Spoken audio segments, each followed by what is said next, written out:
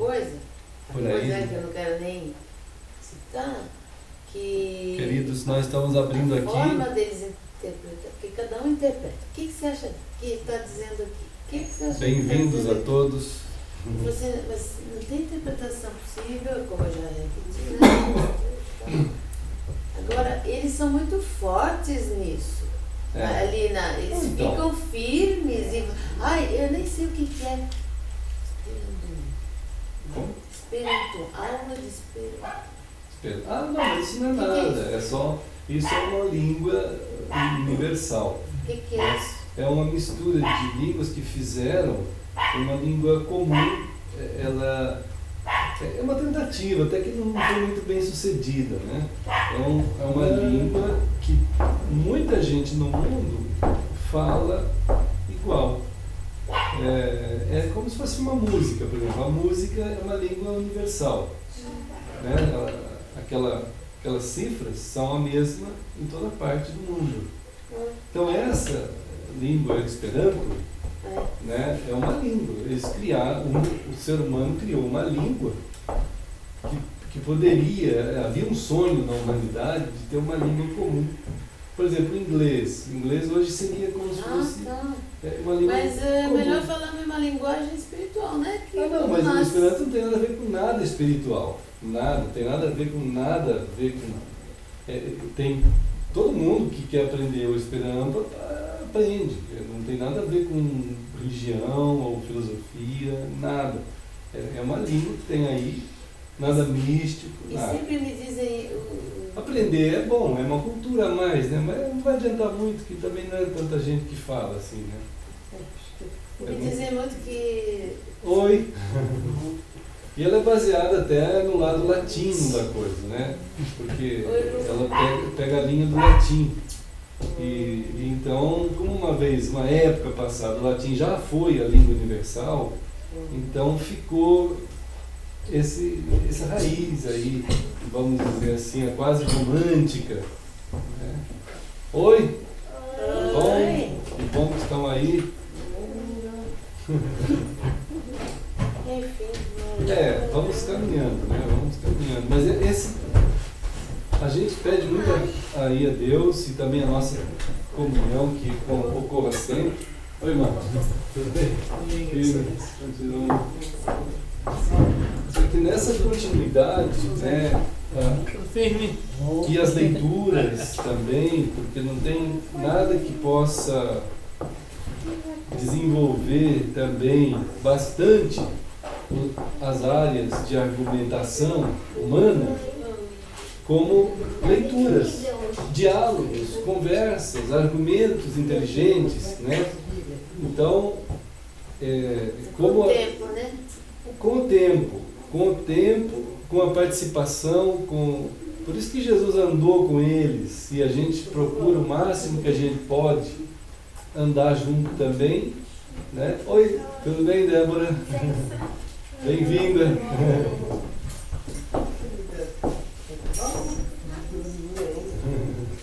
Que bom que deu certo. E todo o processo de crescimento, né, gente, na forma, né, porque a gente tem um conteúdo, uma relação acontecendo na nossa vida com Deus. Existe um conteúdo. E como dar forma a isso perante amigos, colegas, familiares, pessoas que, por sua vez, eles também têm um conteúdo, né? Eles têm conteúdos deles. E que conteúdos são esses? De onde vieram esses conteúdos? Né? Uns trouxeram conteúdos da família, né? do que aprenderam desde criança. Outros trouxeram conteúdos religiosos, né? Conteúdos de estudos, né? Vários tipos de formação. Então, a nossa época, ela vive... Oi, Tiamá, Margarida. A nossa época, nós estamos vivendo isso, um tipo de confronto de conteúdos, confronto de conteúdo. São vários tipos de conteúdos. E o que aconteceu na nossa época foi algo assim muito estranho. Porque a gente chegou uma hora, gente, irmãos, que os conteúdos são tantos e o pessoal não tendo padrão, não tendo parâmetro nessas dimensões da questão da verdade, né, o que ficou em xeque foi a verdade. Quer dizer, temos conteúdos sobrando, cada um tem um conteúdo de vida. E aí começou a surgir a pergunta assim, mas então qual é o conteúdo que é a verdade? Aí o pessoal diz assim, olha gente, começou a crescer tanto isso, e as pessoas ficarem tão enraizadas nos seus conteúdos, que eles começaram a ter que fazer o que a gente chama de acomodação de laranja na caixa. Né? A gente tem que pegar a caixa e bater assim, para todas as laranjas sentar para caber mais, mais e mais, porque está tudo ali. Né? Quer dizer, todo mundo foi acomodando com a ideia de que tudo está certo. Quer dizer, o gerenciamento das ideias, ele ficou muito esquisito. Né? Porque não dá certo isso em lugar algum, não dá certo. Em nenhum parâmetro científico você pode aceitar isso, nem na música, você pode aceitar. As notas musicais, se você não seguir as notas, até Paulo fala isso na carta, não é? Ele fala assim, como que alguém vai saber que música está se tocando se não se toca a nota certa? Né? Se você falar assim, não, pode ser qualquer nota, Margarida sentou ali, na hora que ela começar a tocar, pode ser qualquer nota, vamos cantar o hino tal, mas ela toca qualquer nota que ela quiser. A gente não vai conseguir cantar nada, né, gente? Vai ser um negócio muito estranho, mas isso em nenhuma ciência dá certo, nem no pesos e medidas, né? Tem o Imetro aí, que faz as aferições, né? Tem os padrões de medida, os padrões de peso, os padrões de tudo, né? É claro que a gente tem dimensões tão altas que começam a ser refletidas também, que hoje é chamada de quânticas, né? São as reflexões quânticas que começam a dar a ideia de fora, questionar até o Einstein. É que o que acontece? O Einstein está trabalhando dentro do nosso planeta, dentro desse universo aqui, que ele tinha poucas ferramentas, e ele imaginou a física com base nesse planeta aqui. Agora, tem outros planetas que são diferentes do nosso, tem outros tipos de atmosfera, tem outros tipos de parâmetros, então começou a se questionar e chamar isso de quântico, algo muito além do que se já conhece. Claro que tem, mas você, além de ter isso que a gente conhece aqui, tem outros parâmetros, né? Então parâmetros maiores e tal. Isso daí não serve como base para questionar a verdade. Serve como base simplesmente para dizer para nós que tem muito mais coisa que nós não conhecemos, mas que não quebram a verdade. Não se quebra a verdade, né? Ela é o que ela é. Ninguém pode, filosoficamente, na brincadeira, na teoria, a gente pode brincar de falar algo que a gente chama de ser aquilo, mas não é. Ou vice-versa, né? A gente pode brincar assim. A gente pode falar que isso aqui é uma melancia, na brincadeira. Mas, na verdade, a gente sabe que não é. Por isso que a gente fala na verdade, né? Na verdade, não é melancia, na verdade é um livro, né? Ninguém pode falar que é um cachorro-quente. Pode até falar, isso aqui é um cachorro-quente, mas se for morder, não vai ser bom, né? Nem se passar mostarda aqui, ketchup, nada, né? Vai comer a mostarda, mas o livro não. Então, tudo isso, chegamos numa época que as pessoas ficaram meio confusas. E a gente, hoje, aí gerou-se um tipo de mentalidade pluralista, né? Hoje, assim, em termos de reflexões mais elevadas, quando a gente não sabe afirmar uma verdade, então as pessoas dizem assim, tudo bem, cada um acredita no que quer. Então fica assim um parâmetro, dois pesos e duas medidas. Não pode ser assim. Se eu não conheço, não significa que não tem uma verdade. Nunca foi assim. As pessoas antigamente diziam assim, eu não conheço. mas que tem uma verdade sobre aquelas coisas que eu não conheço? Tem, só que eu não conheço. O fato de eu não conhecer não me dá autoridade de negar a verdade. Eu só posso dizer, eu não conheço. Né? Então, no entanto, na área espiritual, as pessoas afirmam exatamente isso. Pode acreditar no que quiser. Né? Então, nós hoje vivemos uma época, sim, em que as pessoas têm seus conteúdos. Nós vamos encontrar pessoas com conteúdos assim,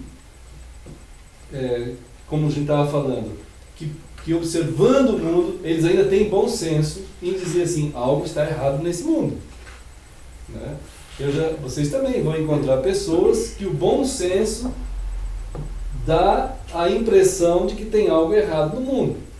Tem outros que são aquelas pessoas que têm um esforço imenso para contradizer essas coisas, e eles dizem assim, não, o mundo está uma maravilha. Não tem nada de errado no mundo, está tudo bem. Né? O ser humano é bom, os passarinhos são bons, a chuvinha é boa, a montanha é boa, a plantinha é boa. É uma coisa assim meio infantil quase, né? Assim, meio estranho. Assim. Não é assim, na verdade não é assim. Né? A natureza que hoje de manhã ela é bonita, à noite ela pode devastar um Japão inteiro quase. Não aconteceu aquele negócio no Japão? Né? Olá. Oi. Pedro. Né? De repente você está num lugar, cai um raio numa pessoa. Um raio cai e mata a pessoa. Cai um raio. O Brasil é o país que cai mais raios no mundo. O Brasil é o país. Né? Tem um monte de gente morrendo porque o raio cai na cabeça. Até um físico outro dia estava dizendo para mim assim que o pessoal diz que um raio não cai 2 vezes no mesmo lugar. Eu falei, errado, cai. Porque quando ele cai num lugar, fica magnetizado, é lá que ele vai cair de novo. Entendeu? Então você tem que sair dali. Foi até filmado para provar, né? Então você tem que sair dali. Então um negócio assim, enfim, o que a gente vai vendo, né, irmãos, que as pessoas em relação a certas posturas de crença, de fé, eles têm dificuldade de dizer, não, tem uma verdade. Então se criou uma mentalidade para administrar o peso dos conteúdos diversos. Ninguém quis ferir ninguém, porque também ninguém estava preparado mais para... irmão, simplesmente ninguém estava mais preparado para conferir se o que ele estava acreditando estava certo ou não. Vamos dizer que o ser humano ficou tão mimado, ele ficou tão mimado na sua capacidade de autoafirmação, que aquilo que cada um crê é a verdade para ele. É isso que se diz, assim, é a verdade para mim, acabou. A verdade para você, a verdade pra... É um negócio assim meio medusa, meio quimérico, é uma quimera.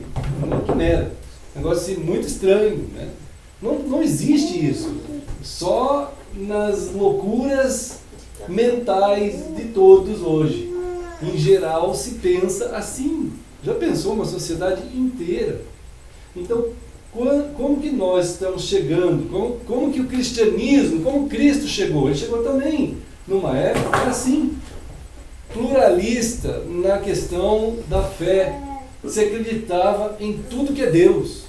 Se acreditava em tudo que é ideia teológica.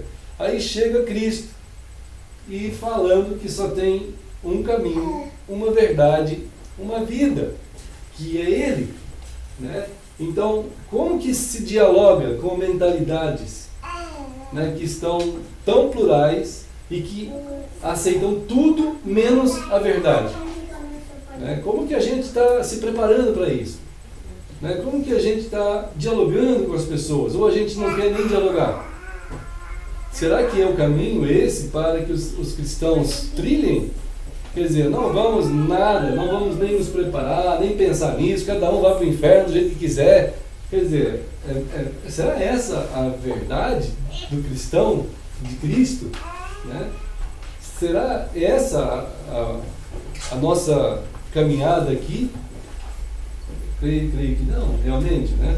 Não é.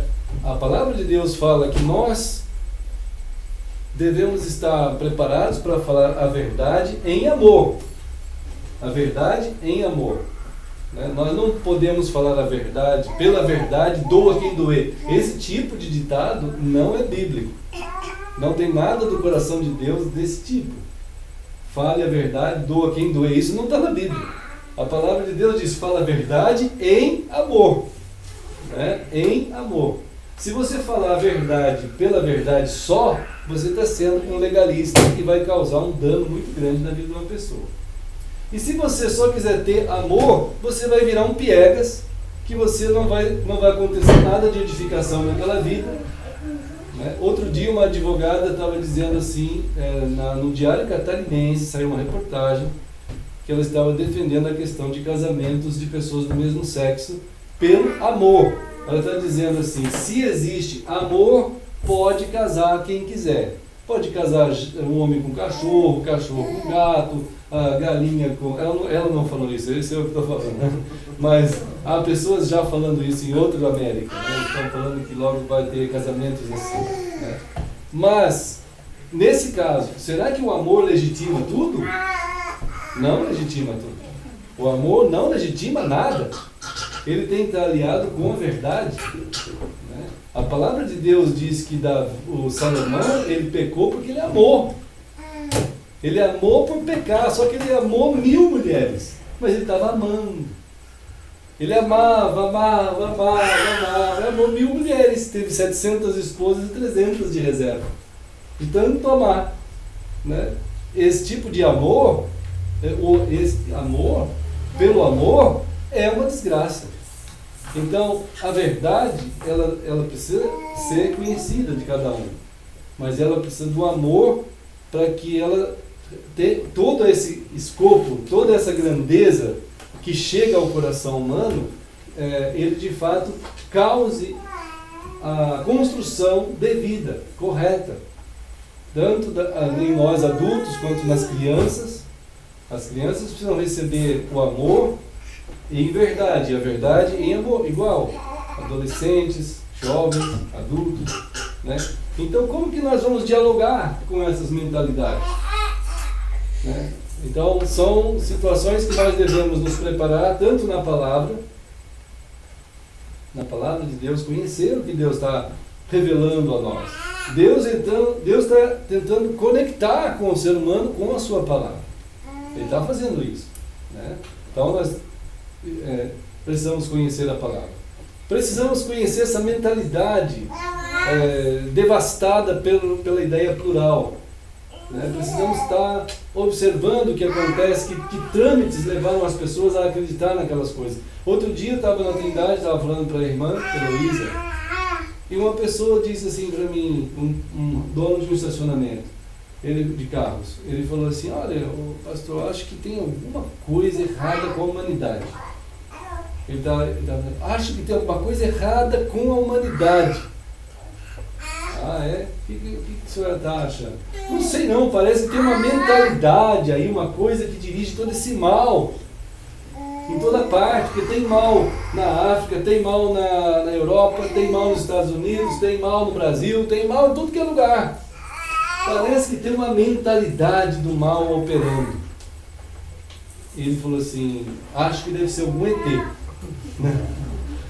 Aí eu falei, bom, então eu não vou discordar do senhor quanto ao ET.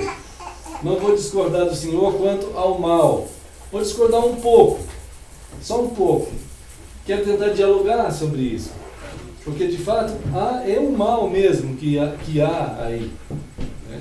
Então ele tem uma origem. Ele tem um lugar que ele surgiu, um momento que ele surgiu. Né? Então, é claro que é um ET mesmo que surgiu todo esse mal. Foi um ET. Né, irmão? A palavra de Deus em Ezequiel 28, Ezequiel 28 fala da origem do mal.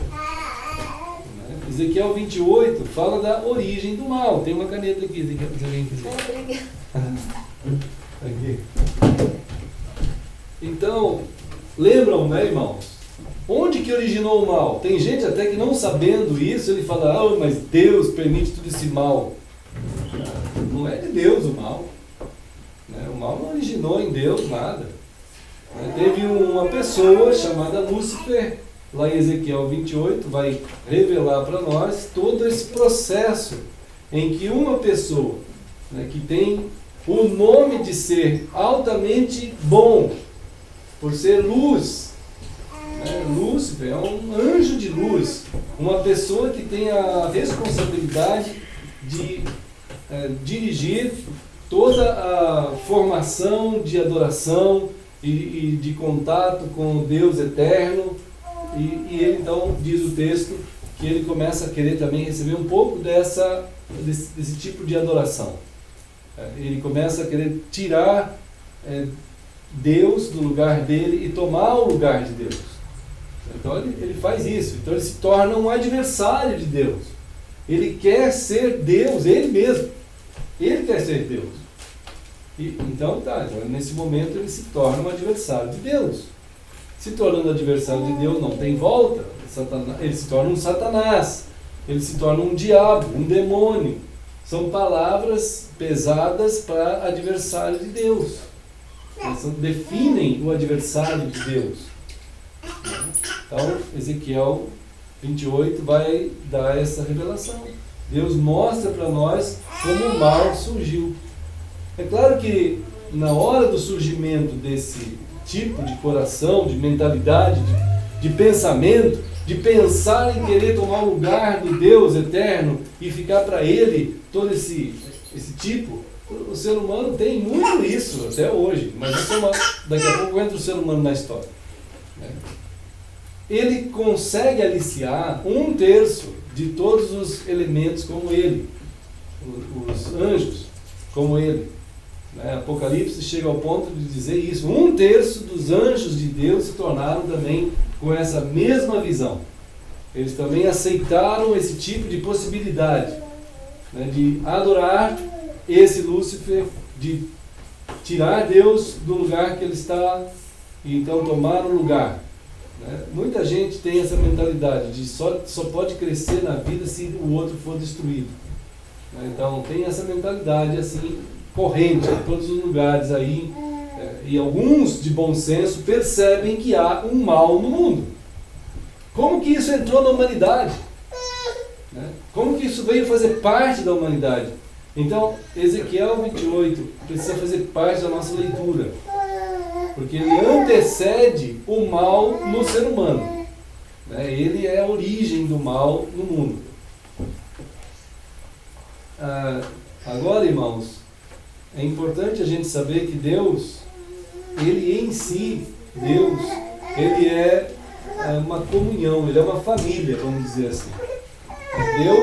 Deus é uma família, porque Deus é Pai, Filho e Espírito Santo. É uma comunhão. Deus não existe em solidão. Deus não é só. Deus é um, mas ao mesmo tempo é um trino Deus. A gente não tem na nossa mentalidade, embora a gente seja tão inteligente e Deus nos criou com essa inteligência, e a gente fica imaginando como que pode ser 3 e é um só. A gente surge essa pergunta. É claro que os porquês são naturais, são preciosos, não são nada desonrosos, só que eles têm que ser dirigidos também pela palavra de Deus. É igual a criança. Toda criança, das coisas que ela mais fala numa determinada hora, é por quê. Vai chegar uma hora que ela vai começar, por quê? Por quê? Por quê? Por quê? Por quê? Então, o porquê da criança é bom, é bendito, quando é respondido pela pessoa certa. E do jeito certo. No conteúdo certo. Naquela linguagem certa. No momento certo. Entende? Muitas vezes, certas perguntas da criança, precisa esperar um pouco mais para responder. Às vezes não vai compreender toda a grandeza daquela explicação. Mas, entende bem? Então, Deus também, na sua pessoa, Ele é um trino Deus. Difícil para nós entender isso, é claro, é difícil. Algum dia nós vamos, não sei se vamos entender, mas nós vamos ver isso. Um dia isso vai ser claro. A palavra de Deus diz que um dia eu vou ver como sou visto, eu vou estar face a face com esse Deus. Isso vai ser revelado para nós. Talvez quando uma criança começa a ter consciência do seu pai, da sua mãe, ele comece a mais amar do que querer entender o que é aquilo que está diante dele. Eu acho que é mais por aí mesmo. A criança se preocupa mais em amar os seus pais do que ficar fazendo um estudo psíquico, físico, químico, de tudo que é tipo, análise total dos pais. Normalmente não é assim. Normalmente, quanto mais a criança cresce, mais ela ama. E Deus também tem esse tipo de revelação na sua palavra, a expectativa de que quanto mais vamos passando com Ele, mais o amemos. E mais o amando, de alguma forma, as respostas vão acontecendo nisso, nessa relação. Né? De alguma forma, a gente vai tendo algum tipo de resposta, né? Mas não que ela seja em primeiro plano. Deus tem uma comunhão em si. Né? Ele é um ser em conexão o tempo todo, uma conexão perfeita, né? Entre o Pai, o Filho e o Espírito. Ele é quem Ele é, diz a palavra de Deus, né, irmãos? É uma família eterna. Deus é uma família eterna. Então, em João 10, isso agora entrou no caminho do mal, porque precisa entrar, né, irmãos? E nossa reflexão precisa crescer nessa direção e desenvolver nessa direção para a gente começar a entender bastante as coisas em dimensões mais profundas e mais altas, da qual nós fazemos parte também, né? Então, João 10, Jesus está explicando muito sobre isso. Talvez também tenha grande dificuldade aqui, mas Jesus está dizendo aqui em João 10, versículo 30, olha só, é um versículo bem pequeno, João 10, 30. Jesus está dizendo aqui assim, olha só, acharam aí? Eu e o Pai somos um. Eu e o Pai somos um. Né? Então há uma comunhão aqui. Nós somos um. Então Jesus está tentando explicar a eles que na relação eterna do eterno Deus, é uma unidade que há entre o Pai, o Filho e o Espírito Santo. Então é uma unidade que há aí. Em João, aqui no capítulo 14, Jesus está dizendo aqui, João 14, 16, olha só, Jesus está dizendo assim, eu vou voltar de onde eu vim, eu vou voltar. Eu vim aqui para realizar uma obra, a obra que eu tinha que realizar só Cristo que pôde realizar, não teve outra pessoa. Né? Então João 14, 16 ele diz assim, eu vou rogar ao Pai, eu vou pedir ao Pai, e Ele vai mandar outro Consolador. Então aqui está o Espírito Santo, que ele está falando, a fim de que esteja com vocês para sempre. Quem é esse? O 17 diz, é o Espírito da verdade. Então, esse texto aqui de João 14, 16 e 17 mostra o Deus, família que Ele é, o Deus trino que Ele é. E a competência de pedir para vir o Espírito Santo até a terra, no lugar de Jesus, a competência, quem tem, única, é Cristo. É Cristo. Muitos cristãos hoje erram aqui, né? Até esse pluralismo que a gente falou agora há pouco, ele entrou para o meio cristão, por incrível que pareça, irmãos. Mesmo a gente tendo Bíblia, mesmo a gente lendo aqui, tem cristão hoje que fala assim, não, eu também vou pedir ao Pai. Eu também vou pedir ao Pai o Espírito Santo e Ele vai vir descer em cima de mim e eu vou sair pulando por aí. Vou sair pulando, falando um monte de coisa esquisita, E todo mundo vai ter que entender isso aí. Senão alguém vai traduzir o que eu estou borrifando aí de esquizofrênicas palavras. E tem gente, por incrível que pareça, que aparece para traduzir aquilo. Né, irmãos? É uma coisa insana mesmo.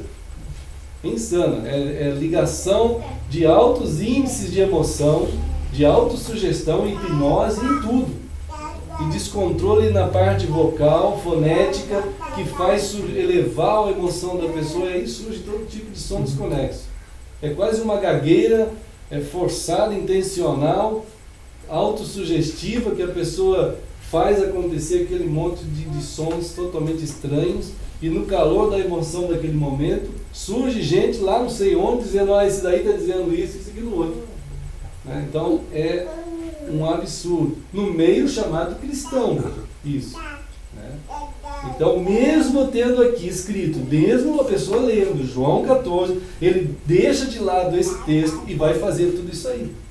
Por que ele faz isso? Por quê? Porque o pastor lá da igreja dele falou que tem que ser assim. Mas e a Bíblia? Que está dizendo que é o único que pode rogar ao Pai é Cristo. Ele não lê aqui, ou ele lê, mas ele não quer saber. Então é um tipo de cristianismo que não está de acordo com João 14. Quando Jesus fala aqui em João 10, que nós estávamos agora há pouco, João 10,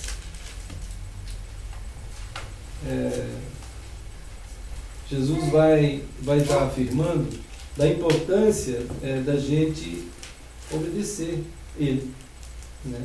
Da gente estar ligado naquilo que Ele é. Quer ver? João 10. Vamos ver aqui.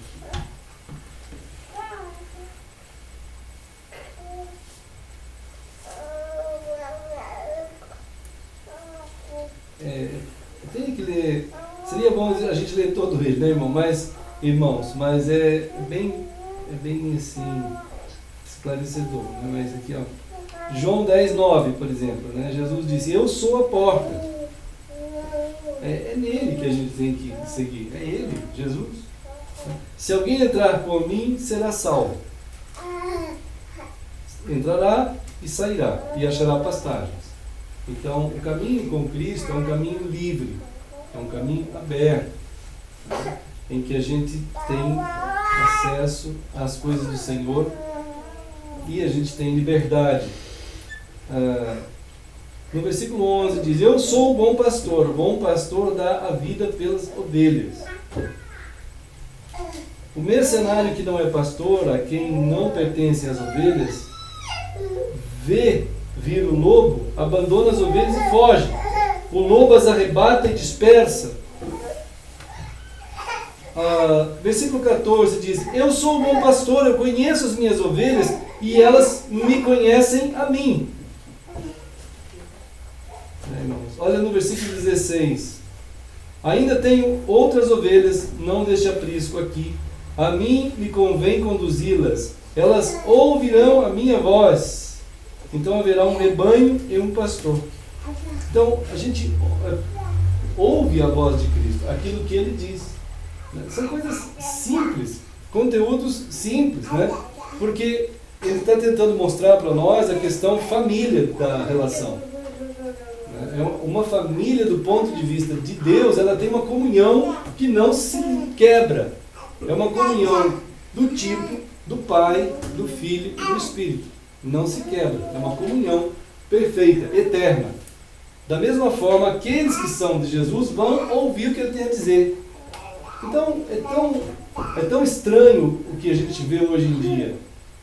Essa alteração do padrão para o cristão, da palavra de Cristo para outras palavras diferentes, que não sejam a palavra de Cristo. Então, essa é uma das lutas daqueles que estão em Cristo, que nós devemos estar preparados para dialogar tanto com aqueles que não são cristãos e que têm as ideias mais variadas sobre a divindade, ou sobre o universo, a interpretação que eles dão da vida. Que interpretação as pessoas dão da vida? Se você parar num shopping, que é onde é o templo, né, do século XXI, os templos maiores são os shoppings mesmo, que foram construídos. Lá no qualquer shopping que você falar, todo mundo da cidade sabe qual é, onde está. Se você falar Beira-Mar, todo mundo sabe. Se você falar Iguatemi, todo mundo sabe. Se você falar Floripa Shopping. Antes eu falava assim, eu moro no Monte Verde, ninguém sabia. Agora eu falo assim, eu moro do lado do Floripa Shopping, todo mundo sabe. Se você falar, como é aquele lá no Itaguaçu, todo mundo sabe. É referência da cidade. Todo mundo já foi lá. Em algum momento já foi, passou lá. Não tem como não ir. É obrigatório para todo o povo passar nesses lugares, né? Então, as pessoas do nosso tempo, elas estão assim, né, formadas dentro desses conteúdos, dessas culturas, dessas formas aí. E como que nós vamos dialogar com esse povo, né, que trabalha a sua mentalidade em determinadas formas? Né? Como que nós vamos dialogar com as pessoas que estão atreladas a determinadas culturas? Então nós precisamos conhecer esse tipo de mentalidade, né? Nós precisamos estar juntos, conhecer a palavra do Senhor, entender que as pessoas estão sendo conduzidas, às vezes até sem pensar, né, para determinadas situações, estão indo assim. Então a palavra do Senhor aqui em João 8, por exemplo, vamos ver João 8. João 8.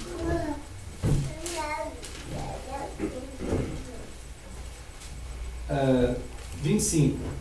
Perguntaram para Jesus assim, quem és tu? João 8, 25. Quem és tu? Perguntaram para Jesus. Mas no versículo 26, Jesus disse, muitas coisas tenho para dizer a vosso respeito e vos julgar, porém aquele que me enviou é verdadeiro, de modo que as coisas que dele tenho ouvido, essas digo ao mundo. Eles, porém, não entenderam nada do que eles falavam. Não entenderam nada. Disse, pois, Jesus. Aí foi compartilhando várias situações ali. No versículo 30. Ditas essas coisas, Jesus estava compartilhando com eles, muitos creram nele. Muitos, não, vamos dar o crédito, vamos segui-lo. E no 31, disse, pois, Jesus aos judeus que haviam crido nele, se vós permanecerdes na minha palavra, sois verdadeiramente meus discípulos. Então, há uma identificação, há uma comunhão. Família é isso. Né? A família é onde você mora.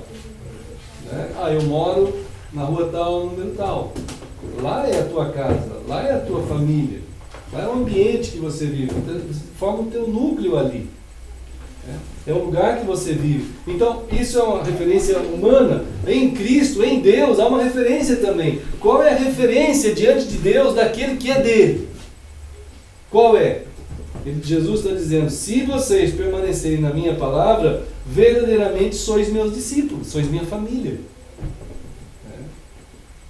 E diz no 32, olha, e então vocês vão conhecer a verdade, e a verdade vai trazer para o que vocês? A liberdade. Né? É a liberdade. Enquanto as pessoas não conhecerem a verdade, gente, enquanto você, eu, cada um não conhecer a verdade, a gente vai ficar preso em alguma coisa que a gente crê, que não é a verdade. A gente vai estar atrelado a algo que não é a verdade. É muito difícil quando o coração da gente está com algum conteúdo, a palavra de Deus chega e a gente é confrontado. O confronto não é para desrespeitar. Eu sei que tem muitos que apresentam a palavra que é totalmente estranho, não tem nada a ver com a própria palavra. Então isso é uma ofensa mesmo. Essas pessoas que a gente vê hoje em dia por aí fazendo shows, enganando pessoas para conseguir dinheiro deles, tirar tudo que a pessoa tem. Essas coisas são absurdas mesmo. Né? Mas tem outros que são pessoas que não fazem isso, mas eles estão errando também. Eles não é todo mundo que fica enganando os outros. Essa coisa da mídia de apresentar esses mega ladrões que usam o nome de Deus, não é todo mundo assim. A grande parte dos pastores, eles não são assim. A grande parte das pessoas que querem servir a Deus não são assim. Mas você vai ver a prática dessas pessoas estão erradas em relação à Bíblia. Mas por que essas pessoas não seguem a palavra? Que conteúdos? O que formou ali? A gente falou semana passada da tradição. Lembra que a Igreja Católica ela tem na doutrina deles que aquilo que é mais importante que a Bíblia é a tradição. Aquilo que se forma ao longo dos séculos, trazido pelos papas, trazido pelas encíclicas. Então aquele documento papal que você pode achar no site do Vaticano, todos eles têm todos os documentos, todas as encíclicas disponibilizadas para todo mundo que quiser. Aquilo vale mais do que a Bíblia. Né? E o meio evangélico hoje está fazendo a mesma coisa. Ele tem a tradição da formação das igrejas, é mais do que a Bíblia, é muito mais. Infelizmente é assim. Né? Na família eterna não é assim. Na família eterna aquilo que é. Não se muda a palavra de Deus, ela não pode mudar. E Cristo está dizendo que se nós somos dele, nós também vamos obedecer aquilo que ele fala. Né, irmãos? Nós acabamos de ler aqui. E essa verdade liberta a gente de tudo que é erro. Mas não só liberta de tudo que é erro, como liberta para você viver. Né? Além de você estar livre daquilo que é errado, a liberdade te dá condições de você viver e desenvolver a vida que Deus tem para você.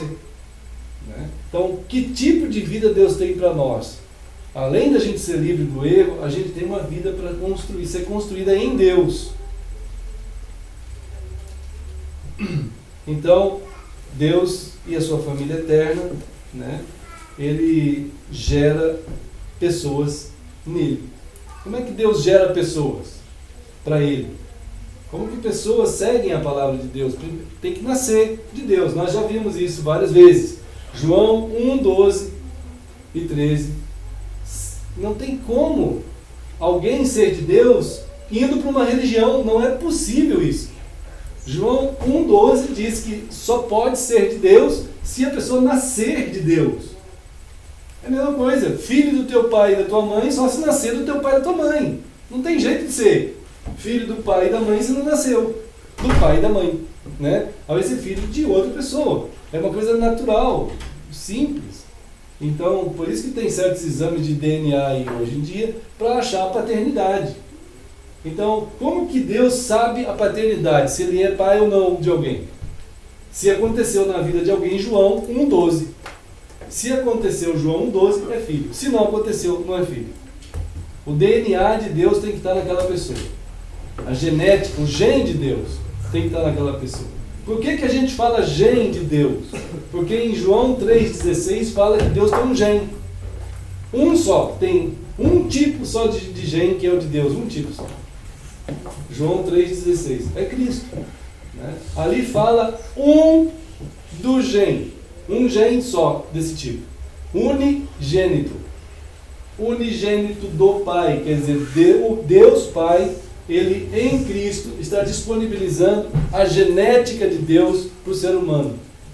E o ser humano vai passar a ter a vida. Quanta gente hoje fica pensando assim, puxa vida, se tivesse hoje uma operação genética, eu tenho aí o site de um pesquisador, e ele é do Japão, e ele diz assim, que ele está quase chegando lá. Quando ele conseguir descobrir os erros genéticos que tem dentro dos nossos helicoidais lá, dentro do nosso sistema de DNA, aí ele vai consertar tudo aquilo ali e nós vamos poder viver 300 anos. O pessoal, quanta gente já escreveu para aquele site querendo. E tem gente cooperando com milhares e milhares e milhares de dólares, milhões de dólares. Porque o pessoal quer, porque quer viver 300 anos. Viver com saúde, viver bem, chegar a 300 anos. Ninguém duvida mais, porque a ciência está dizendo que se consertar, deixar perfeita nosso DNA, vamos viver 300 anos. A Bíblia fala que nós vivíamos 800, 900 anos.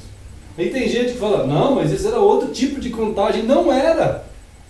Não era outro tipo de contagem. É que a nossa maneira, a nossa cultura, pós esse período, ela já faz tanto tempo que o ser humano não concebe, ou pelo menos até agora, não concebia que ele vivesse mais do que 100. Mais do que 80, 100. Né? Agora, hoje, já por estudos de genética, já se sabe que tem alguma coisa errada no nosso gene. Né? Tem alguma coisa errada que faz a gente viver menos. Mas quem que fez isso? Deus. Deus mesmo, ele regulou, ele abaixou, ele reduziu os nossos 900 anos para 100. Agora, tem alguém pensando que já dá para chegar a 300. Isso é o primeiro estudo que tem outros também, né? Mas esse é um dos estudos que está mais aí badalados, né, irmãos? Até uma pessoa disse assim, o que adianta eu viver 100 anos se eu não tenho qualidade de vida? Né? Eu vou viver 100 anos? Tem gente que não sabe nem como viver um dia. Tem gente que não sabe nem como viver um minuto. O minuto é um inferno. Como é que ele vai viver 300 anos? Vai ser uma loucura, não tem como. Né? Agora, Deus, ele não dá 100, 200, 300, 500, ele dá vida eterna. Esse tipo de gene em Cristo é para você ter um tipo de vida do jeito que Deus tem. Não tenta nem entender, porque não tem microscópio nesse mundo que vai chegar. Porque isso aí é algo que... Hein? Não, é pela fé. Mas como que isso chega em ti? Como que alcança? O que é isso que chega? É só Deus mesmo que pode fazer isso.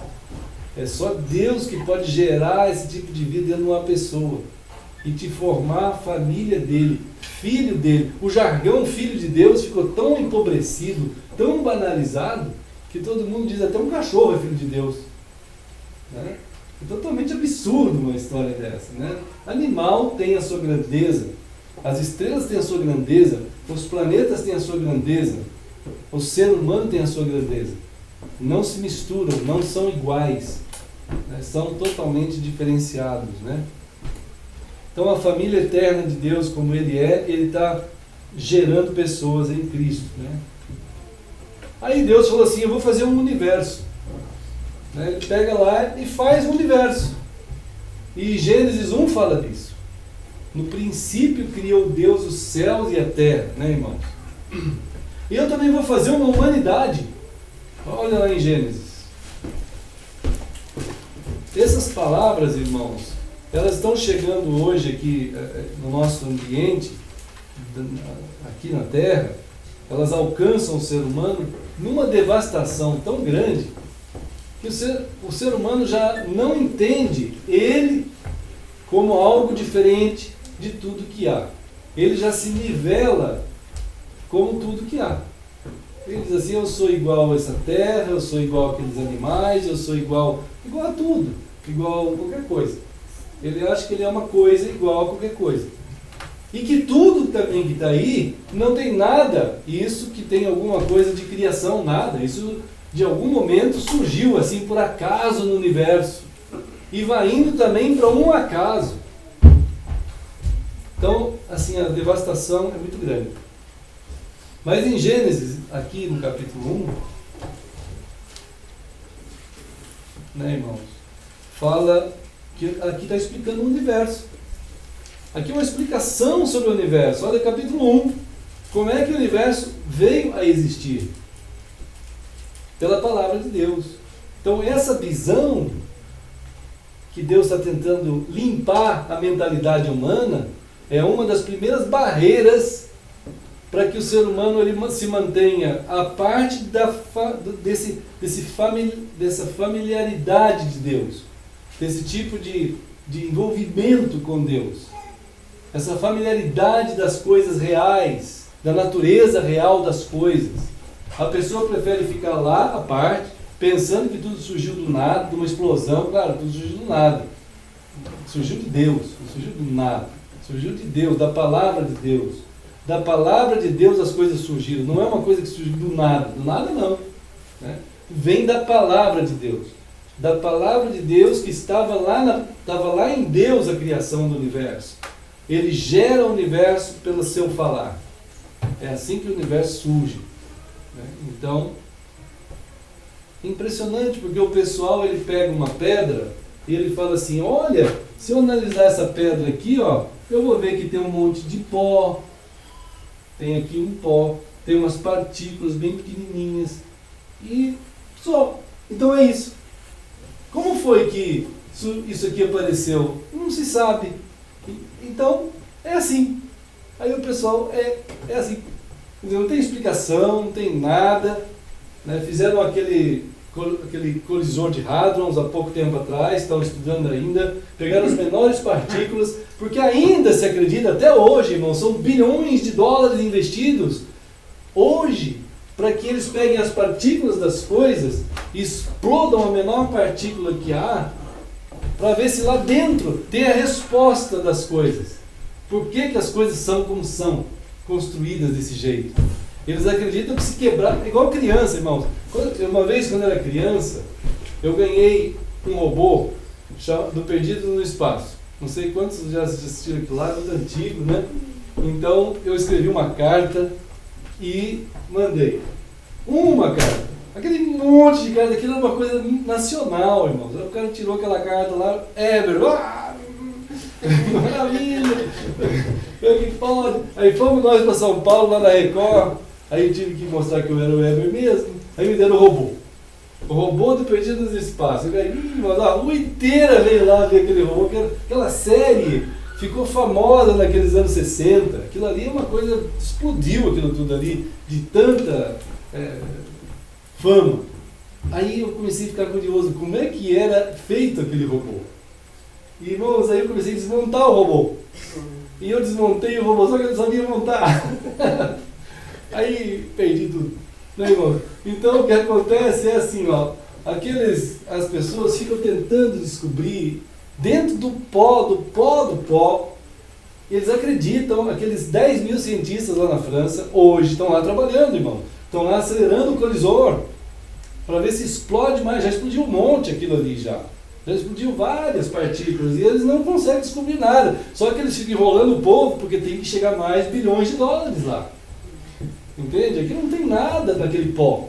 Só vai dizer o quê? Que aquele pó é pó. Aquilo é uma matéria usada. Como diz a palavra de Deus, o Senhor Deus nos fez também da matéria, do pó da terra. Do pó. Nós somos constituídos de duas naturezas. A natureza de pó e a natureza que veio do sopro de Deus. Está em Gênesis 1 e 2. Né? Então a diferença do ser humano é que ele tem a natureza da terra, porque senão não daria para a gente viver aqui, né? Nós temos que ter essa constituição, e temos também, nós somos criados à imagem e semelhança de Deus, do que tem dentro de Deus, ele fez em nós, acontecer em nós. Isso está em Gênesis 1, 26. Né? Então a gente tem essa revelação aqui. Façamos o homem a nossa imagem, conforme a nossa semelhança. Né, irmãos?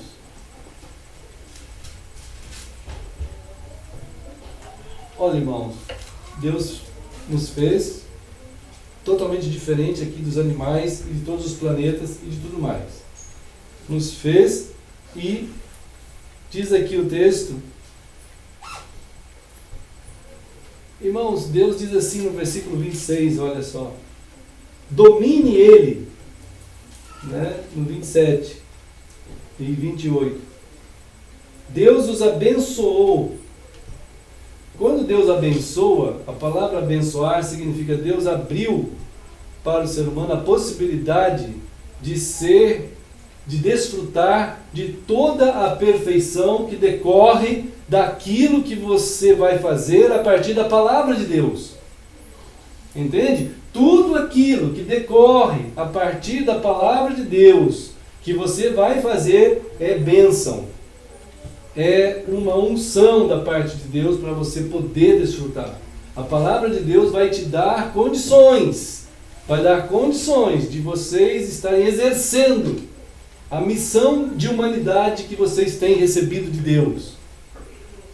Se não for pela palavra de Deus, não tem bênção, isto é, não tem como desfrutar de todas as possibilidades, que todas as ciências do universo estarão revelando para nós. Não vamos saber lidar, não tem como lidar, somente assim. E isso é tão claro para a humanidade, que mesmo assim, a humanidade agora vai enfrentar um dos maiores desafios da sua vida. Quando Satanás, ele vai entrar na existência, aproveitando a liberdade com que Deus nos criou livres, para que pudesse ferir o coração de Deus, ferindo aquele que ele criou a sua imagem e semelhança. Ele vai atacar diretamente o centro da vontade, do pensamento humano, fazendo gerar dentro da ideia humana que o ser humano pode ser autossuficiente, que ele não precisa de Deus. Então, você pode, por você mesmo, gerar a sua própria bênção, a sua própria condição de existir sem Deus. Tu podes.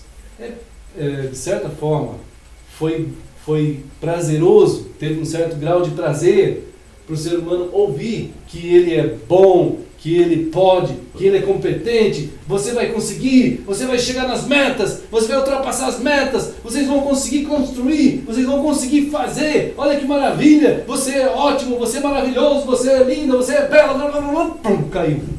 Irmãos, virou uma desgraça a humanidade, porque ele acreditou nisso. O diabo, ele foi muito esperto, ele não disse para o ser humano seguir ele, diabo. O diabo, Satanás, afetou o coração humano, dizendo que o ser humano era capaz por si mesmo. Né? A autocondição, a autoajuda, a autossuficiência, você pode por você. Né? Então essa condição é enfrentada aqui no capítulo 3. Um pouquinho mais para frente, nós vamos ver o início de toda a desgraça na existência humana. Olha, irmãos, Deus está dando para nós a bênção. Lá no versículo, capítulo 2, 28, 1:28, Deus os abençoou. Depois de ter falado tudo que é possível a partir da palavra, e o que será possível a partir da palavra de Deus, Deus os abençoou. Disse, vocês vão poder ter uma geração. Vocês vão ser agraciados de uma tal maneira que vocês vão poder gerar a humanidade em vocês mesmos. Isso é uma dádiva. Uma dádiva.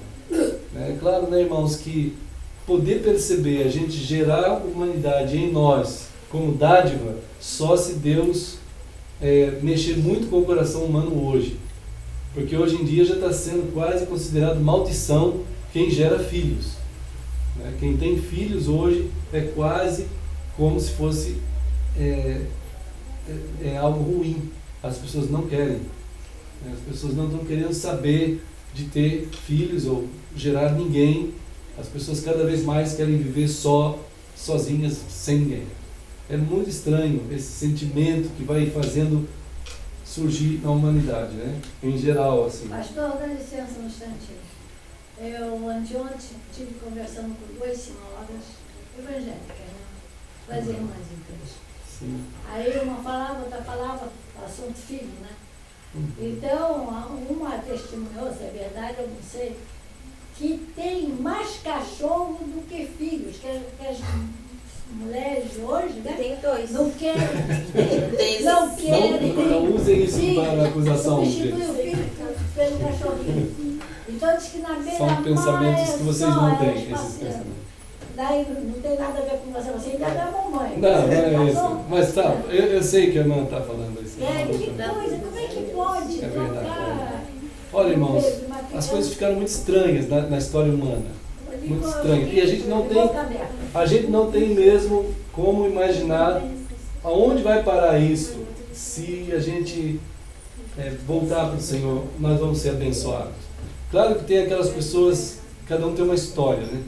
Mas é preciso que as nossas histórias converjam para a palavra, para que Ele possa, o Senhor, nos conduzir na maneira que a gente está. Né? Do jeito que nós estivermos, nós podemos dizer: Senhor, está aqui minha vida. Eu não tive filhos, mas está aqui minha vida. Eu entendo a bênção. Eu quero viver na Tua palavra, para que a minha história, a partir daqui, ela seja abençoada em Ti. E será, irmãos. Não tem como não ser, será. O Senhor é aquele que pega uma vida e faz nele de novo. E do jeito que Ele quiser. É preciso, por isso está a palavra aqui, para nos chamar nele, né, por meio dele e para ele. Assim. Então, Ele está querendo, aqui é uma advertência inicial, né, lá no começo da história, que Deus está mostrando que a partir daqui nós vamos poder gerar pessoas. O ser humano vai poder gerar. Então, isso é grande, é grandioso demais. Nós vamos poder estar conduzindo humanidade no seu significado, no seu sentido, no seu propósito, desde que essa percepção não saia da palavra. A gente nunca deve esquecer que Gênesis 1 é Deus mostrando que é pela palavra que as coisas foram boas. E viu Deus que era bom porque Ele fez ser assim. Então, será que cabe no nosso coração, hoje, a vontade de que a palavra de Deus conduza a gente? Sim, então, amém. Né? Ele vai fazer esse bom acontecer. A bênção vai valer para você. Você vai conduzir também a tua vida no sentido, no significado, no propósito correto. Ele está chamando a essa reflexão, né? E que a pessoa caiu numa outra reflexão. Aqui em Gênesis 3 caiu, né? Nós temos a história aqui registrada para que a gente possa compor um centro de defesa eficaz e um centro também de construção e de ataque e de forma correta, né? Senão as coisas vão ficar muito estranhas. As interpretações da vida, as interpretações da existência, as interpretações dos elementos, elas não vão ser corretas. Aí a gente vai transferir adoração para estrela, para sol, para lua, valores são mudados de gente para animal e para árvores ou para ecologia. Hoje é uma época de ecologia, né? A gente vê hoje os trabalhos no mundo na área ecológica como uma religião já. É uma religião. A turma acredita piamente que um saquinho de plástico você vai salvar o planeta se você não pegar no supermercado. Tem gente que é fervoroso crente nisso, né? Que se ele pegar um saquinho ele vai estar devastando o planeta. É fervoroso nisso aí. A pessoa tem uma fé, tem mais fé do que em Deus, né? Quem é o ser humano que pode destruir esse planeta? Ele não pode. Ele não tem autoridade para destruir esse planeta. Para sujar ele tem, mas para destruir ele não tem, né? Ele não tem como, não tem poder no ser humano para acabar com esse planeta. Ele não tem esse poder. A palavra de Deus diz que Cristo preserva esse planeta do jeito que Ele quiser e do jeito que vai ficar até a volta dele. Quem vai destruir esse planeta é Cristo. Quem vai destruir esse universo é aquele que construiu. O único que tem poder para desconstruir isso aqui é aquele que fez. Não existe poder algum em qualquer quantidade de poluição que o ser humano possa jogar nessa atmosfera. Claro que vai ficar ruim para quem estiver respirando aquilo ali, mas não vai destruir. Há uma suficiência dentro desse sistema que não... É claro que isso tudo aí hoje está sendo feito assim para angariar bilhões de recursos também para esses tipos de religião ecológica, hein? ONGs ecológicas aí, né, irmãos? Então, é preciso ter cuidado. Em Gênesis 1 e 2, a gente vê que Deus está chamando a humanidade a nunca se esquecer de exaltar o Criador. Nunca se esquecer de que nós vamos ter uma vida saudável em nossos atos de vida se a gente obedecer a palavra do Senhor. Andar na palavra do Senhor, como família, familiados, né? Familiados pela palavra, formados em palavra de Deus andando pela geração de vida que ela faz acontecer na gente. Claro que é fé, tem que ter fé. Né? A questão com Deus é questão de fé e amor mesmo. Né? Há uma conexão sendo feita pela palavra. Há uma conexão tentando acontecer no nosso coração da palavra. Há uma conexão o tempo todo tentando acontecer. E as pessoas estão recusando essa conexão. Eles não querem, estão fechando, não querem, não precisamos, nós podemos fazer por nós. Né? Então isso é uma luta. Né? Há uma bênção, isto é, há uma felicidade, há uma vida saudável no prosseguimento. É tão saudável que diz aqui em Gênesis 2,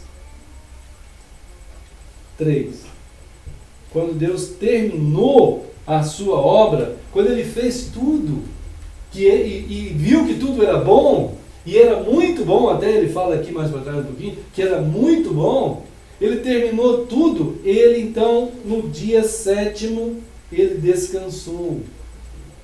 E Ele abençoou o dia 7º e o santificou, porque nele descansou de toda a obra. Irmãos, esse texto aqui é evidente que esse texto aqui, numa mentalidade egocêntrica e autossuficiente, ele prefere fazer um dia para isso. Tem gente que prefere falar que é sábado. Aí é uma idolatria mesmo. Né? Aí é uma idolatria do dia. Esse dia, eles têm o significado de que aquele que fez todas as coisas tão boas, né? Tão boas, as coisas estão feitas pela palavra de Deus. Quando você termina de fazer alguma coisa, irmão, por exemplo, vai fazer um bolo. Eu já vi a dona de casa assim, quando ela vai lá, fica aquela coisa, ela pega tudo certinho, todos os ingredientes, ela faz, prepara, corre, trabalha, mas tudo aquilo feito com muito amor, com muito carinho. Vocês já fizeram bolo com amor? Já fizeram arroz com amor? Trabalharam no seu trabalho com amor e carinho? Ou, não sei, estou falando do bolo, mas pode ser qualquer trabalho. Aí você vai lá e vai fazer com amor, com cuidado, com dedicação, e de repente você termina de fazer aquilo ali. E quando você vê aquele bolo grande, bonito, bem gostoso, aí você não tem um alívio de descanso assim? Ah, que bom, que bonito, eu vou degustar isso. Isso é o Shabá. Isso é um Shabá. Quando você contempla toda a grandeza daquela obra feita em nome de Deus, pela palavra de Deus, e ela foi bem feita, acontece um Shabá. Entende? Acontece um completar. As coisas estão completas. As coisas estão cumpridas, perfeitamente cumpridas. Elas não estão incompletas, não está faltando nada, tudo está bom. Isso é um Shabá. Né? Então o Shabá só é possível quando a palavra de Deus está conduzindo você o tempo todo, conduzindo você o tempo todo, e vai gerar uma construção satisfatória de tal modo, na construção que Deus está fazendo em ti, que é um Shabá acontecendo. É um acontecimento do Shabá. É um descanso acontecendo, porque as realizações estão sendo feitas pela palavra de Deus. Não se pode confundir isso com um sábado, com um dia. Isso os judeus fizeram. E tem religiões hoje que também confundem isso. E tem cristãos que acham que tem que ser um domingo. Isso é um absurdo total. As realizações de Deus se completam perfeitamente. E elas causam uma satisfação plena por tudo aquilo que foi feito e bem feito. Isso é um Shabá.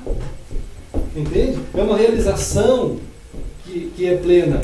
Uma vez Jesus ele proclamou um Shabá precioso na cruz. Quem se lembra de uma frase que Jesus finalmente cumpriu o que tinha que cumprir e ele proclamou o Santíssimo Shabá? Sabe qual foi a frase que ele falou? Está consumado, Senhor. A obra que eu vim fazer, ela foi feita. E ele descansou na eternidade daquilo, tudo que tinha que foi feito plenamente, perfeitamente feito. É o Shabá eterno, o Shabá que é o próprio Cristo. Nós descansamos em Cristo, nós temos a vida completa e plena em Cristo por causa do que ele fez naquela cruz. Entende? Jesus, uma hora, ele falou assim: eu sou o Shabá. Ele é o Shabá. Ele é o descanso. na nossa vida. Vocês vão ter descanso em mim, disse Jesus. Em mim. Né? E isso não é questão de sábado, de domingo, de segunda, de terça. Tem a ver com Ele, a pessoa de Jesus. Mas a idolatria humana é rápida de correr e ela transfere rápido de Cristo para coisa, para dia, para sei lá o que, ritual, religião. E aí a pessoa entra na escravidão daquilo ali. E perde a grandeza do Shabbat de Deus, do descanso de Deus na sua vida. Né, irmãos? Então ele abençoou o Shabbat, significa abençoar o Shabbat é eu estou abrindo o Shabbat para vocês. Deus está dizendo, eu estou abrindo a possibilidade para vocês, para que vocês também participem dessas realizações de Deus na vida de vocês diária. Então nós estamos aqui num mundo que está falido, num universo que está fatalmente indo para uma condenação eterna, não tem como se safar. Deus vai dar o fim nisso aqui, né? Mas nós estamos indo numa vida em Cristo, sendo conduzidos numa situação dessa de falência desse universo, mas estando numa relação eterna com o Senhor, né, irmãos? Para produzir esse descanso o tempo todo. Aí Deus fez o ser humano, irmãos. Aqui no capítulo 2, olha lá. A constituição do ser humano. Olha só. Vamos ver aqui. Gênesis 2.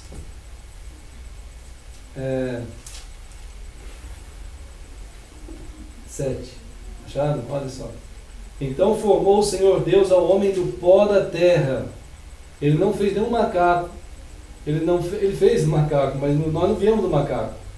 Não viemos do peixe, não viemos da ameba, nada.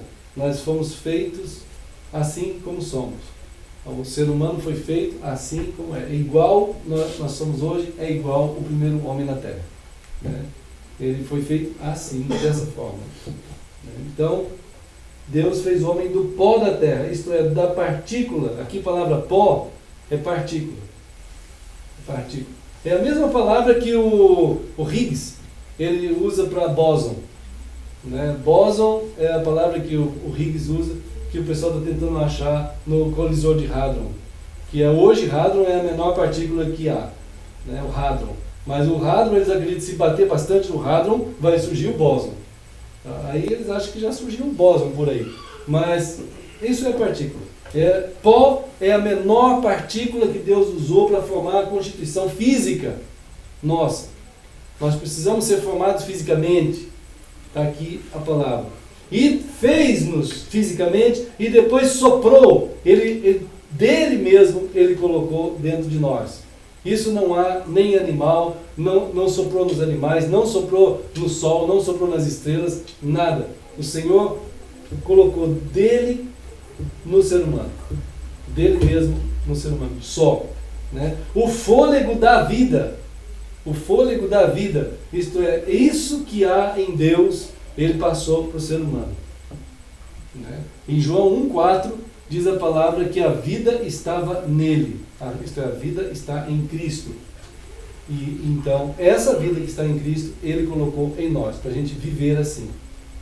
Então, João 1,4, igual aqui. Irmãos, essa é a constituição do ser humano. Né? Gênesis 1, a palavra imagem significa uma sombra, um reflexo, uma representação. Imagem significa somos uma sombra de Deus, somos uma representação de Deus na terra.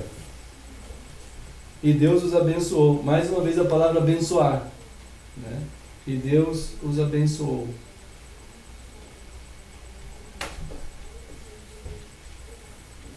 Bom, irmãos, versículo 28, Gênesis 1, 28, já falamos da fecundidade, né? Gerar filhos, não nos fez estéreis, irmãos. Deus não nos deixou assim, sem que nós pudéssemos gerar. Há algo tão grande dentro do coração humano que ele não consegue ficar só. Não consegue ficar só, né, irmãos? Então, quando o ser humano, ele não consegue também, naturalmente, da parte, quando o ser humano foi feito, jamais o ser humano ele iria se contentar em fazer algo só para ele. Ele não faria isso nunca. O ser humano foi preparado por Deus, foi construído, foi feito por Deus para ser bênção também. Para ser uma bênção na vida dos outros. Para ser uma pessoa que pudesse fazer um benefício para outras pessoas. Isso é que o ser humano foi gerado para fazer, para ser assim. Como Deus é. Deus é alguém que não pode se contentar sem fazer o bem. Ele fica querendo fazer o bem, né, irmãos? Os atos humanos são para que ele beneficie e então satisfaça o mundo material. Quer dizer, o mundo material que está na nossa volta vai ser abençoado pelos atos de alguém que anda na palavra de Deus. O mundo material, pessoas em nossa volta. E os nossos atos na palavra de Deus vão glorificar o Senhor. Né, irmãos? Então, um ato certo vai desencadear todas as coisas corretas e eternamente eles vão alcançar o trono de Deus. Os atos corretos, eles vão chegar ao trono do Senhor. Eles vão chegar diante de Deus. Algo vai tocar o coração de Deus que for corretamente feito pela palavra. Da mesma forma, se fizer algo não certo, vai desestruturar as coisas, né, irmãos? O oposto é verdadeiro também, né? Irmãos, só que tem uma coisa, o ser humano também não podia ficar só, o homem não podia ficar só. A palavra de Deus diz que Deus foi lá e falou assim: não é bom que o homem esteja só, né? Não é bom. E vamos ver aqui, no versículo 18, olha só. Não pode ser apenas um. Só que isso é uma coisa tão complexa, irmãos. Imagina só, Deus está pensando na humanidade. E Ele pensa assim: eu vou criar a humanidade. Mas como que a humanidade vai poder prosseguir um só? O homem. Não tem como. O homem não consegue. Ele só. Como que pode? Só Deus mesmo para pensar isso aí, né, irmão? Para trabalhar de tal maneira que ele falou assim no versículo 18: não é bom que o homem esteja só.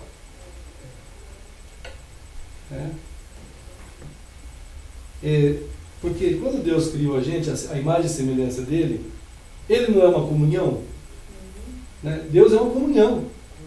Como é que o ser humano, o homem, ia ficar em comunhão com alguém também semelhante a ele? Numa comunhão plena, perfeita, justa. Como que podia haver justiça para haver uma comunhão perfeita, plena, completa com o homem? Como podia ser? Não podia ser contra o homem. Não seria justo, não seria certo. Não tem como ser justo isso. Então Deus diz assim: eu vou fazer a mulher. Aí Deus fez a mulher, né? O homem é preciso ter comunhão, a mulher precisa ter comunhão. Ele carece de um correspondente certo para receber o seu amor. O homem precisa de um correspondente certo. Qual é o correspondente certo para receber o amor do homem? Qual é? A mulher. Não, irmão? Só pode ser. Não tem outro jeito. Né, irmãos? Mas só Deus vai pensar um negócio desse, irmãos. Né? Irmãos, essa que é a verdade. O homem só não é bom. O homem só significa o homem em si mesmo. O homem em si mesmo. Só é ele mesmo, só ele. Não dá. Né? A gente só, não dá. Não é bom. Irmãos, a mulher, então o que a gente consegue perceber com isso aqui? Que a mulher é tão preciosa que ela tem a bênção de tirar o homem de si mesmo. Entende? A bênção da mulher é tão grande que Deus deu a ela, a bênção que Deus deu à mulher é tão grande que ela tem um poder, ela tem uma chave que ela consegue tirar o homem de dentro dele mesmo, irmãos. Porque o homem, se ficar sozinho, seria uma desgraça, irmãos. Porque a gente acharia que a gente era autossuficiente. Mas a gente tem uma coisa em nós que precisa tirar de nós mesmos. Como que o homem sai de si mesmo para servir o outro? Só se tiver a mulher. Ó, a mulher, ela consegue. Quando você olha a mulher, você, assim, a sua esposa, você fica pensando assim, eu quero ir na direção dela, eu quero servi-la. Não é assim? Não é assim? Não é, você fica querendo ir, né? Não é mesmo, irmão Jair? A gente fica querendo ir na direção dela, para servi-la. É um negócio assim que a gente fica maravilhado. A gente quer ir. Né, Sandra? A gente quer ir assim. Né? Olha, irmãos, é uma bênção. A mulher tem uma chave muito grande, ela tem a chave do coração do homem. E por isso que Provérbios diz assim, que a mulher sábia, Provérbios 14, 1, diz que a mulher sábia edifica a casa, a família inteira. A mulher sábia, porque se ela tem a chave de tirar o homem de dentro dele, irmãos, isso é uma coisa assim, né, que pode ser uma grande bênção, como pode ser uma grande devastação. Então, se ela for sábia, ela vai conduzir o lar inteiro, ela vai levar aquilo, vai se tornar uma bênção. Ela precisa de muita sabedoria. A mulher sábia, então ela precisa pedir a Deus. Aí a Débora está aí, está se preparando para o casamento. Aí vai pedindo a Deus, olha, Senhor, me dê sabedoria. A sabedoria que não se alcança numa palestra, não se alcança numa escola, numa faculdade, em lugar algum do mundo. A sabedoria que vem de Deus num coração que diz assim, Deus me ajuda, eu quero sabedoria porque eu quero um lar abençoado, eu quero um lar, eu quero construir uma família, eu quero construir um lugar que seja bênção. Só que isso não tem mágica, tem que querer que Deus te dê a sabedoria. Andar, como Jesus falou, andar junto com Ele, no mandamento dele. Será que é muito difícil? Não é. É mais difícil ficar fora. É mais difícil ficar fora. Vai sofrer um monte. Não precisa sofrer um monte. Né, irmãos? Olha, irmãos.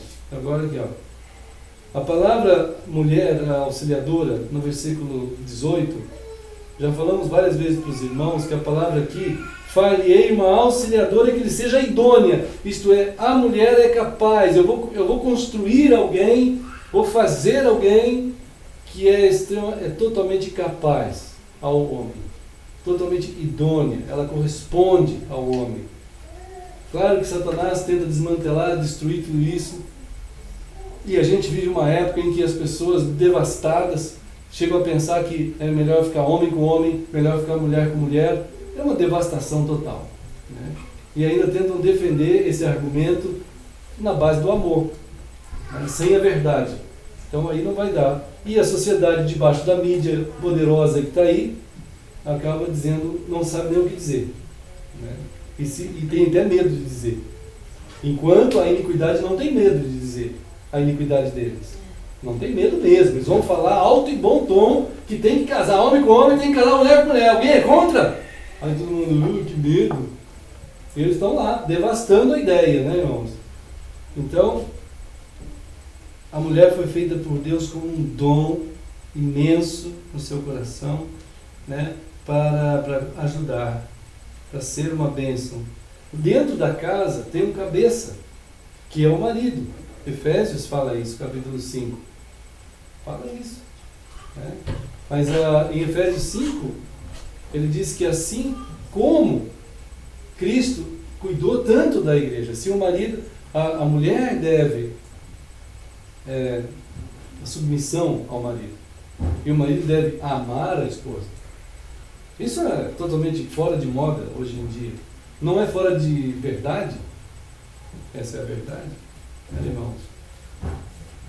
Olha, amados, então o homem também tem a chave, porque Colossenses, só quero concluir aqui, falando um pouquinho rapidamente de Colossenses. Colossenses, no capítulo 3. Isso tem que ser guardado no nosso coração. Os homens devem guardar esse texto no seu coração. Colossenses 3,18 diz assim: esposas, sejam submissas ao seu marido como convém no Senhor. Maridos, amai vossa esposa e não a trateis com amargura. Né? Então o marido, ele tem a chave do coração da mulher. Porque a palavra amargura aqui, irmãos, é uma palavra terrível. Por exemplo, o homem pode cuidar da mulher e falar com ela com doçura. Ele deve tratá-la com doçura. Ele deve tratá-la com ternura. Com doçura e com ternura. O homem deve fazer isso. O oposto disso é a amargura. A amargura é a palavra que significa de forma áspera. Sabe? O homem pode ser áspero com a mulher. Ele pode chegar a ser áspero. Pode ser, se ele tiver descontrole. Se ele não estiver sendo cuidadoso. Porque a mulher é tão... tem uma constituição tão delicada.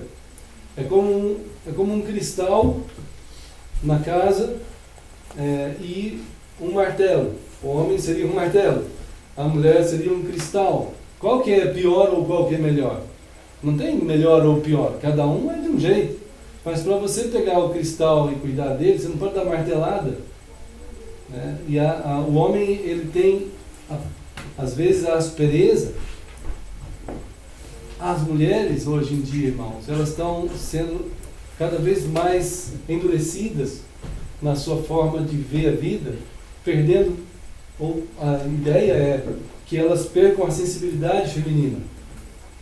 Então que elas clamem ao Senhor por essa sabedoria, para não perder, porque a caminhada hoje da mulher é tão árdua, é tão árida, ela leva tanta pancada da vida e fora, em todo lugar que ela trabalha, que é uma tendência de quebrar esse cristal, de ser muito áspero com ela.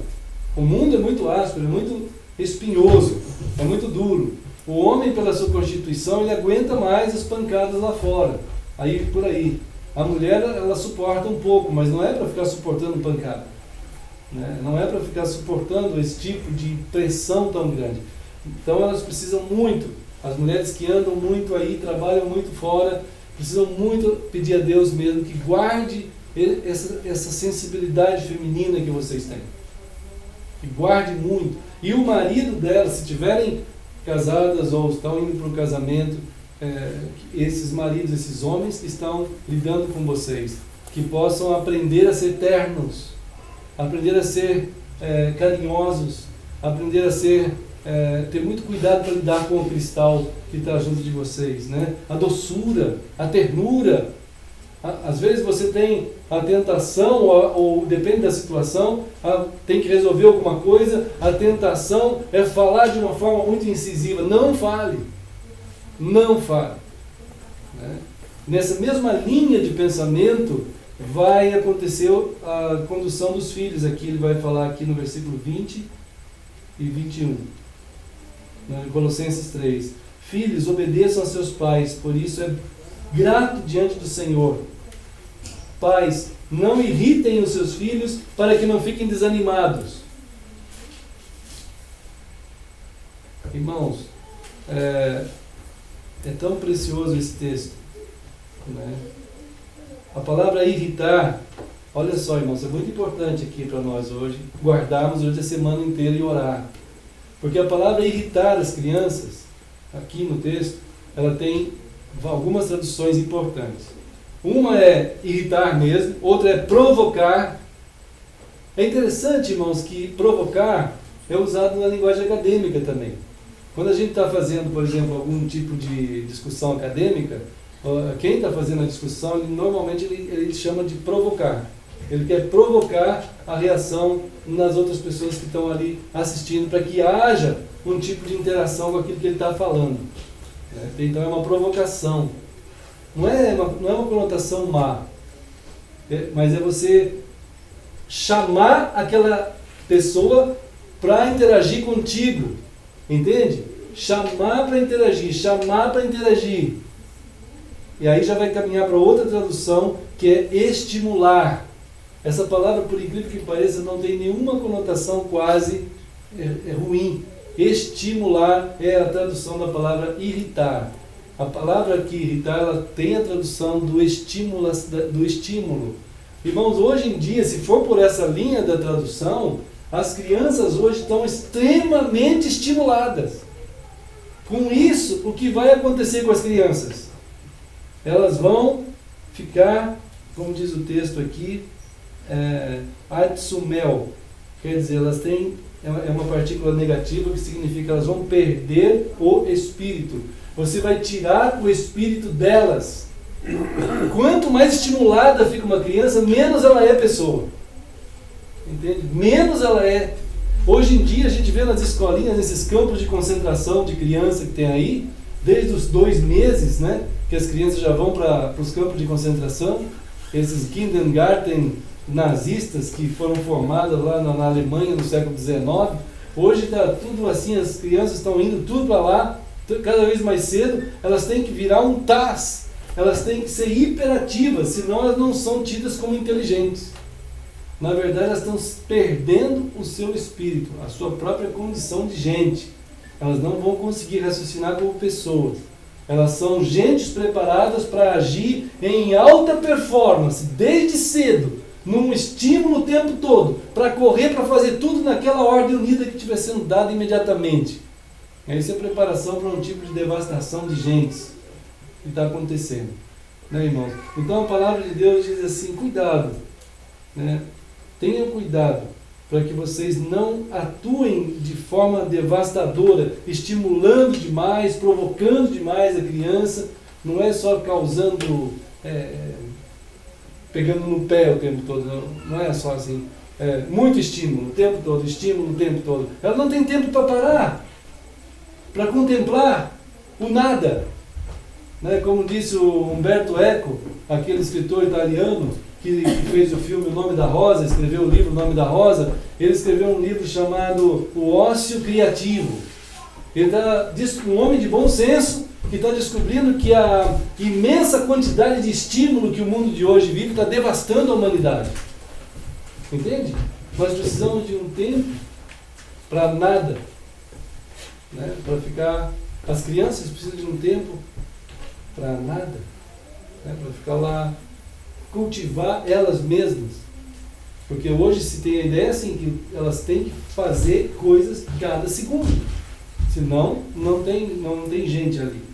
Então, irmãos, é uma das orientações da palavra aqui, né? Sabe que outro dia passou uma reportagem que uma pessoa morreu de tanto rir? Né? Pode, né? Pode. Né? Você viu? Incrível, né? Você estava vendo... É uma doença.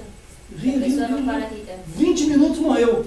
20 minutos rindo. Começou a entrar num estado de não volta mais. Não.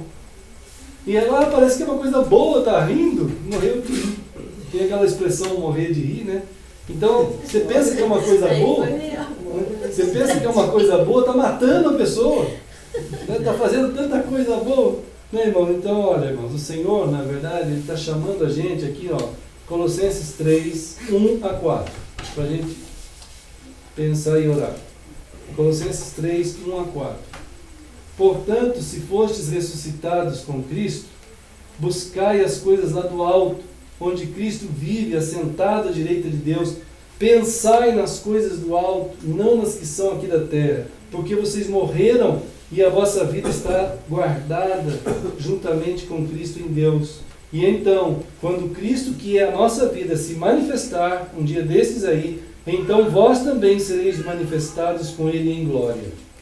Então é um cuidado para a gente estar cultivando o nosso pensar. Né? Cuidado. Manter a ótica certa, a interpretação certa. Que essa celebração nossa aqui, da nossa comunhão, da nossa caminhada, né, continue firme, focado sempre no Senhor. Né? A irmã Nancy vai pegar o pão e a gente vai juntos aqui, nós vamos celebrar essa graça de podermos dar graças, né? pelo que o Senhor nos chamou da morte para a vida, assim. Irmã Margarida vai tocar um hino. 177. Hino 177. Tem uns hinários por aí. E a gente vai juntos, vamos expressar com essa letra a nossa 2 e a 4? 2 e a 4. 177. 177. Enquanto isso, a irmã Nancy vai trazer o pão.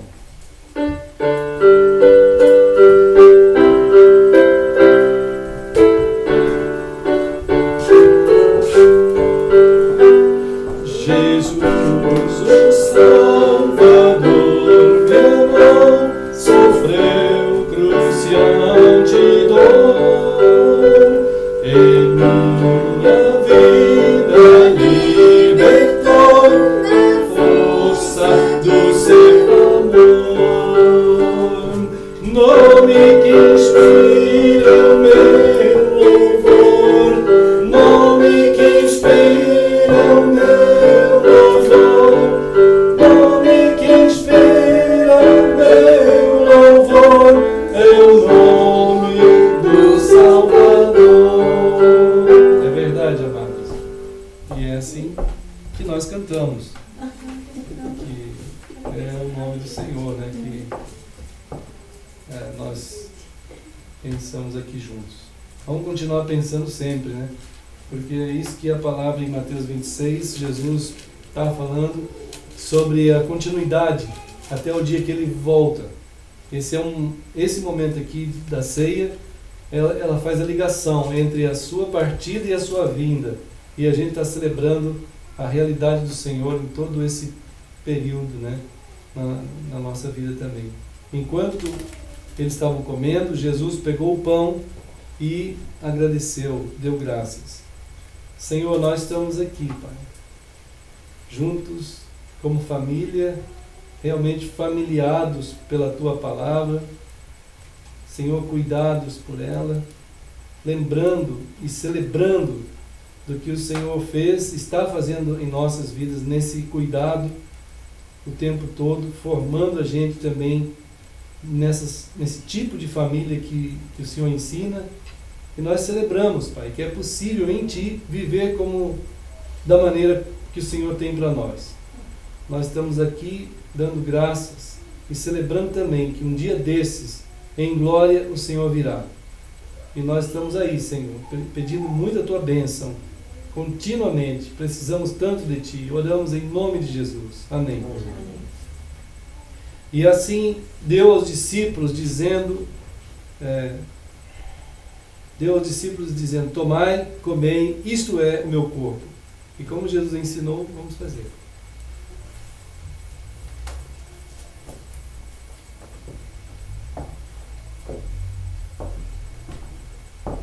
Amém, amados.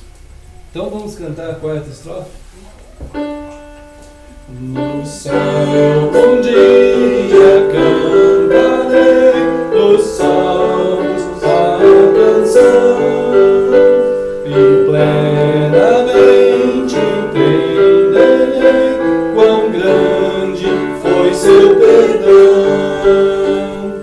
Nome que inspira o meu louvor, nome que inspira o meu louvor, nome que inspira o meu louvor, é o nome do Salvador.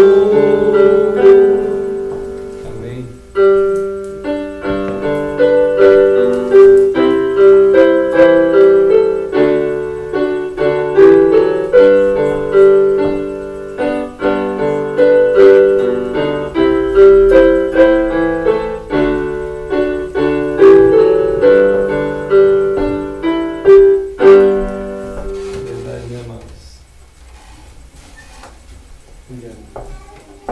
Então, queridos,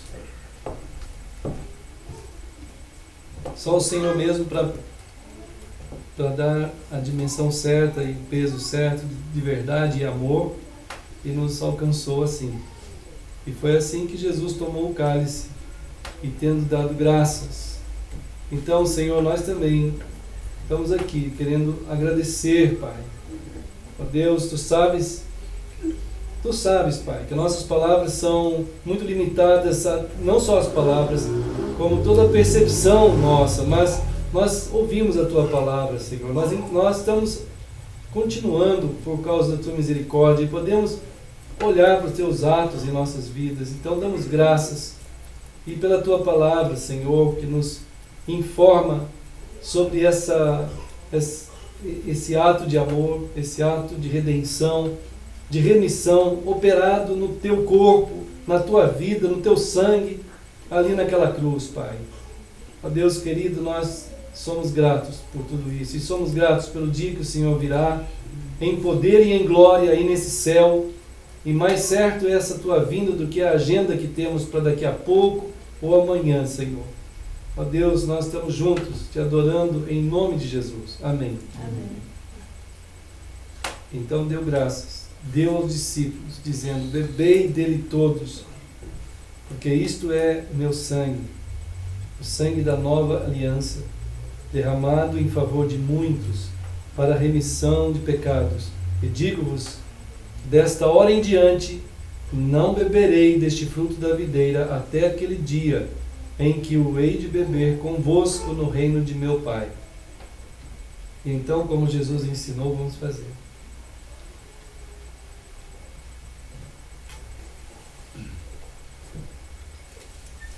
Deus querido, nós vamos continuando no nosso tempo, no nosso espaço, na nossa história, que possamos, cada momento da nossa vida, perceber e saber interpretar os dias de modo correto, saber interpretar e narrar a origem real das coisas e a direção real das coisas, Pai. Sejamos nós a interpretação e a narrativa Tua, da Tua palavra, tornando-a viva perante nós, perante nossos irmãos, perante as pessoas, perante Ti, Senhor. Ajuda-nos, Pai, porque sabemos que é assim que Tu farás até o dia de Cristo. Te agradecemos por essa hora bendita, Senhor, em nome de Jesus. Amém. Amém. Pode sentar, irmãos. Pois é, irmãos queridos, vamos continuar orando, né, uns pelos outros. E hoje, essa semana, já estamos um pouquinho melhor, né? Foi um resfriado pesado desde 2 semanas já, mas agora estão começando, parece, querer sair dele, né? Então vamos estar orando para que no meio de tudo isso a gente continue firmes, né?